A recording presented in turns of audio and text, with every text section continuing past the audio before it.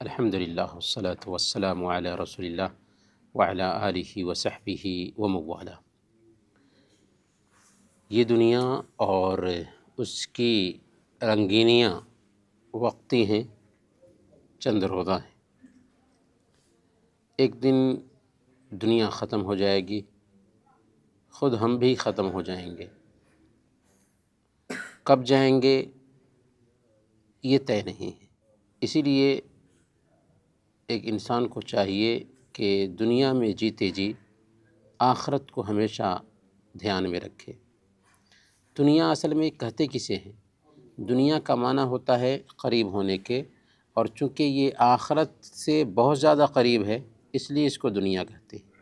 یا یہ کہ یہ دناءت سے نکلا ہوا لفظ ہے، اور دناءت یعنی حقارت کو کہتے ہیں، یعنی نہایت ہی حقیر ہے دنیا، اس لیے اس کو دنیا کہا جاتا ہے۔ اور حقیر اس لیے بھی ہے کہ یہ چند روزہ ہے، وقتی ہے۔ دیکھنا چاہے اگر دنیا کا مستقبل تو سن کانچ کا برتن کسی پتھر کے اوپر پھینک دے۔ جی ہاں، یہی ہے دنیا کی حقیقت۔ اسی لیے اللہ تعالیٰ سورہ فاطر آیت نمبر 5 میں فرماتا ہے، یا ایھا الناس ان وعد اللہ حق فلا تغرنکم الحیاۃ الدنیا۔ اے لوگو، اللہ کا وعدہ برحق ہے، اس لیے دنیا کی زندگی تمہیں دھوکے میں نہ ڈالے۔ دنیا میں جینا ہے، دنیا میں نیکیاں بھی کرنی ہیں، لیکن دنیا میں اس قدر ایک انسان مشغول ہو جائے کہ آخرت سے لاپرواہ ہو جائے، یہ بیوقوفی ہے۔ اللہ تعالیٰ نے یاد دلایا، الہاکم التکاثر حتی زرتم المقابر۔ تمہیں زیادہ سے زیادہ مال جمع کرنے کے لالچ نے غافل رکھا، اللہ سے غافل رکھا، نماز سے غافل رکھا، اللہ کے دین سے غافل رکھا، یہاں تک کہ قبر کی زیارت کر بیٹھے، یعنی موت آ گئی۔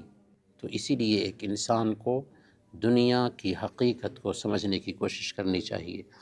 دنیا کے بارے میں کیا فرمایا ہمارے حبیب نے؟ صحیح مسلم کی روایت ہے، اللہ کے نبی صلی اللہ علیہ وسلم بیان فرماتے ہیں، ما الدنیا فی الآخرۃ الا مثل ما یجعل احدکم اصبعہ فی الیم فلینظر بما یرجع۔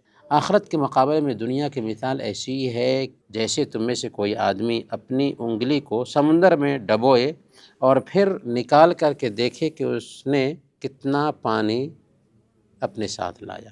تو سمندر کو دیکھیں اور اس انگلی کے قطرے کو دیکھیں، یہی دراصل دنیا ہے۔ گویا کہ دنیا نہایت ہی معمولی ہے جس کی کوئی حقیقت نہیں۔ اللہ کے نبی صلی اللہ علیہ وسلم سنن ترمذی کی روایت کے مطابق بیان فرماتے ہیں، لو كانت الدنيا تعدل عند الله جناح بعوضة ما سقى كافرا منها شربة ماء۔ اگر یہ دنیا اللہ تعالیٰ کی نظر میں مچھر کے پر کے برابر بھی اہمیت رکھتی تو اس دھرتی پر کافر کو اللہ تعالیٰ ایک گھونٹ پانی بھی نہ پلاتا۔ لیکن چونکہ دنیا کی کوئی حیثیت ہی نہیں اللہ کی نظر میں، اس لیے جو اس کا انکار کرنے والے ہیں ان کو بھی اللہ تعالیٰ خوب دیتے ہیں، اور لوگ یہ سمجھتے ہیں کہ اللہ تعالیٰ اس سے راضی ہے، یا خود وہ اس خوش فہمی میں مبتلا ہوتا ہے کہ اللہ ہم سے راضی ہے اس لیے ہمیں دے رہا ہے، حالانکہ دنیا کی اللہ کی نظر میں کوئی حقیقت نہیں ہے۔ صحیح مسلم کی روایت ہے، اللہ کے نبی صلی اللہ علیہ وسلم کا ایک دن گزر ہوا بازار سے، آپ کے دونوں طرف لوگ تھے۔ اللہ کے نبی صلی اللہ علیہ وسلم ایک بکری کے پاس سے گزرتے ہیں جو چھوٹے کان والی بکری تھی اور مردار تھی۔ مردار بکری ہے، چھوٹے کان والی ہے۔ اللہ کے نبی صلی اللہ علیہ وسلم اسے اپنے ہاتھ میں تھامتے ہیں اور صحابہ کو دکھاتے ہوئے کہتے ہیں کہ کون ہے تم میں جو اس مردہ چھوٹے کان والی بکری کو خریدے گا 1 درہم میں؟ لوگوں نے کہا کہ یا رسول اللہ، یہ جانور مردہ ہے، آخر ہمارے کس کام کا، کون اس کو خریدے گا؟ آپ نے فرمایا کہ اچھا کون ہے جو اسے فری میں خریدے گا؟ اللہ کے نبی صلی اللہ علیہ وسلم سے صحابہ نے کہا کہ یا رسول اللہ، اگر یہ بکری زندہ ہوتی تو چھوٹے کان والی تھی، اب تو یہ مردہ ہے، فری میں بھی کون لے گا اسے؟ اللہ کے نبی صلی اللہ علیہ وسلم نے تب فرمایا تھا، فواللہ للدنیا اہون علی اللہ من ھذا علیکم۔ اللہ کی قسم، اللہ کی نظر میں دنیا اس سے بھی زیادہ حقیر ہے جتنا بکری کا یہ مردار بچہ تمہاری نظروں میں حقیر ہے۔ یعنی تمہاری نظروں میں بکری کا یہ مردار بچہ جتنا حقیر ہے، یہ دنیا اور اس کی ساری رنگینیاں اللہ کی نظر میں اس سے بھی کہیں زیادہ حقیر اور معمولی ہے۔ اسی لیے ہمارے حبیب اس دنیا میں جیتے تھے، دنیا میں رہتے ہوئے آخرت کی تیاری کرتے تھے، لیکن دنیا سے جی نہیں لگاتے تھے۔ صحیح بخاری اور صحیح مسلم کی روایت ہے، اللہ کے نبی صلی اللہ علیہ وسلم بیان فرماتے ہیں کہ اگر میرے پاس احد پہاڑ کے برابر بھی سونا ہوتا، گولڈ ہوتا، تو مجھے یہ بات اچھی لگتی ہے کہ میری 3 راتیں نہ گزریں کہ ان میں سے کچھ بھی باقی ہو۔ ہاں، اتنا کہ میں اتنا اس میں سے باقی رکھ لوں کہ جس سے اپنے قرض کی ادائیگی کر سکوں، اپنے قرض کی ادائیگی کر سکوں۔ تو اللہ کے نبی صلی اللہ علیہ وسلم نے دنیا چاہی نہیں، لیکن آپ نے کہا کہ اگر میرے پاس احد پہاڑ کے برابر بھی سونا ہوتا تو میں یہ خواہش کرتا کہ 3 دن گزرنے سے پہلے سارا سونا اللہ کے راستے میں خرچ کر دوں، ہاں اتنا باقی رکھوں جس سے اپنے قرض کی ادائیگی کر سکوں۔ اور خود صحابہ کا بھی زہد ایسا ہی تھا۔ صفہ کے 70 صحابہ، ان کے بارے میں حضرت ابو ہریرہ رضی اللہ تعالیٰ عنہ کہتے ہیں کہ میں نے 70 صفہ اہل صفہ کو دیکھا جو چبوترے میں رہتے تھے، جن کے پاس کوئی گھر نہیں تھا، اللہ کے نبی صلی اللہ علیہ وسلم سے دین سیکھتے تھے۔ کہتے ہیں کہ ان کے جسم کے حصے کو چھپانے کے لیے ان کے پاس چادر نہیں ہوتی تھی، کسی کے پاس صرف ازار ہوتا، صرف پاجامہ ہوتا جسے وہ پہنے ہوتے تھے، اور کسی کے پاس ایک چادر ہوتی جسے وہ اوڑھ لیے ہوتے تھے، تو وہ چادر پنڈلی تک آتی تھی اور اس کو اس انداز میں سمیٹے ہوتے تھے کہ ان کو ڈر ہوتا تھا کہ ایسا نہ ہو کہ ان کا ستر کھل جائے۔ تو صحابہ کرام کی یہ کیفیت تھی کہ کسی کے پاس ایک صرف پاجامہ ہوتا تھا جسے پہنے ہوتے تھے اور بدن ننگا ہوتا تھا، کسی کے پاس صرف ایک چادر ہوتی تھی جس کو اپنے سر کے نیچے سے پیر تک ڈھانکتے، تو یہ ڈر ہوتا تھا کہ ایسا نہ ہو سطر کھل جائے، تو اس کو پورے طور پر تھامے ہوتے تھے کہ سطر کی حفاظت ہو سکے۔ تو اسی لیے ہمیں بھی چاہیے کہ دنیا سے بے نیازی اختیار کریں۔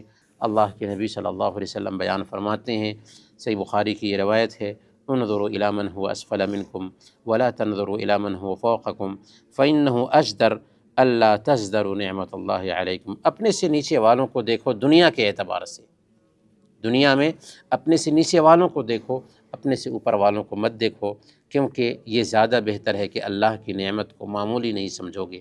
ایک انسان دنیا کرتا ہے، پیسے کے معاملے میں پریشان ہوتا ہے کہ فلاں کو اتنا ملا ہوا ہے، فلاں کو اتنا ملا ہوا ہے، حالانکہ اپنے سے نیچے والوں کو دیکھے گا تو اس کو اطمینان ہوگا کہ الحمدللہ اللہ نے مجھے جس کیفیت میں بھی رکھا ہے بہتر ہی ہے۔ تو ایک انسان کو دنیا کے معاملے میں پریشان نہیں ہونا چاہیے۔ اللہ کے نبی صلی اللہ علیہ وسلم نے حضرت ابن عمر رضی اللہ تعالی عنہ کے کندھے پہ ایک دن ہاتھ رکھا اور ان کو سمجھاتے ہوئے کہا تھا کہ کن فی الدنیا کأنک غریب او عابر سبیل، کہ ابن عمر دنیا میں جیو تو ایسے جیو گویا کہ تم پردیسی ہو یا راستہ چلنے والے ہو۔ پردیسی کی کیا کیفیت ہوتی ہے اسے ہم لوگوں سے زیادہ بہتر کوئی نہیں جانتا۔ پردیسی زندگی میں خاص طور پر جب ہم فیملی کے ساتھ نہیں ہوتے یا فیملی کے ساتھ بھی ہوں تو ہم سامانوں کی خریداری میں بہت احتیاط برتتے ہیں، ہر چیز نہیں خریدتے۔ ہم یہ سوچتے ہیں کہ ہمیں ایک دن جانا ہے یہاں سے، اسی لیے ہم یہی سوچ کر کے یہاں پہ جیتے ہیں۔ تو پردیسی کی طرح اللہ کے نبی صلی اللہ علیہ وسلم نے جینے کا حکم دیا حضرت ابن عمر کو، کہا کہ پردیسی کے جیسے جیو یا اس انسان کے جیسے جیو کہ وہ راستہ چلنے والا ہے۔ راستہ چلنے والا راستے میں تھوڑی دیر کے لیے آرام کرتا ہے اور پھر چلتا بنتا ہے۔ اس کے بعد حضرت ابن عمر رضی اللہ تعالیٰ عنہ کی حالت یہ ہو گئی تھی کہ وہ کہتے تھے کہ جب تم شام کرو تو صبح کا انتظار نہ کرو، اور صبح کرو تو شام کا انتظار نہ کرو، اور صحت میں بیماری کے لیے اور زندگی میں موت کے لیے کچھ حاصل کر لو، کیونکہ صحت حاصل ہے تو بیماری آنے ہی والی ہے، اور اگر زندگی حاصل ہے تو موت آنے ہی والی ہے۔ اس لیے صحت میں آخرت کا توشہ اختیار کر لینا ہے، اور زندگی میں آخرت کا توشہ اختیار کر لینا ہے۔ سامان 100 برس کا ہے، پل کی خبر نہیں۔ ایک انسان دنیا میں آرزوئیں کرتا رہتا ہے، امیدیں باندھے ہوتا ہے، حالانکہ اسے خود پتہ نہیں ہوتا ہے کہ کب زندگی کی سوئی ٹوٹ جائے۔ اسی لیے ایک انسان کو آخرت پہ دھیان دینا چاہیے۔ یاد رکھیں، دنیا تباہ کرنے والی ہے۔ دنیا کی حقیقت اللہ کے نبی صلی اللہ علیہ وسلم سنن ترمذی کی روایت کے مطابق بیان فرماتے ہیں کہ ما ذئبان جائعان ارسلا الی غنم بافسد لها من حرص المرء علی المال والشرف لدینہ۔ 2 بھوکے بھیڑیے کسی بکری کے ریور میں بھیجے جائیں تو یہ بھوکے بھیڑیے بکریوں کے ریور کو جتنا نقصان پہنچائیں گے، اس سے کہیں زیادہ مال کی چاہت اور عہدے کا لالچ ایک انسان کے دین کو نقصان پہنچا۔ یعنی 2 بھیڑیے ہیں، بھوکے ہیں، ان کو بکریوں کے ریور میں بھیجا جاتا ہے، تو جتنا بکریوں کے ریور کو نقصان پہنچائیں گے، بکریوں کی جماعت کو نقصان پہنچائیں گے، اس سے کہیں زیادہ مال کی چاہت اور عہدے کا لالچ ایک انسان کے دین کو نقصان پہنچاتا ہے۔ اسی لیے ہمیشہ مال کے چکر میں نہیں لگنا چاہیے۔ اللہ تعالیٰ نے جتنا دیا ہے اس پہ قناعت کرنے کی کوشش کرنی چاہیے۔ دنیا کی یہ نعمت کوئی معنی نہیں رکھتی، اور دنیا کی تکلیف بھی کوئی معنی نہیں رکھتی۔ صحیح مسلم کی روایت ہے، اللہ کے نبی صلی اللہ علیہ وسلم نے ایک دن بیان فرمایا تھا کہ قیامت کے دن جہنمیوں میں سے ایک شخص کو لایا جائے گا جس نے دنیا میں کوئی تکلیف نہیں دیکھی تھی، آرام ہی آرام، سکون ہی سکون دیکھا تھا، تکلیف نام کی کوئی چیز نہیں دیکھی تھی۔ اسے جہنم کی ایک ڈبکی دی جائے گی، پھر اس سے پوچھا جائے گا، میرے بندے کیا تو نے دنیا میں آرام دیکھا؟ وہ کہے گا، اے اللہ میں نے دنیا میں کوئی آرام نہیں دیکھا۔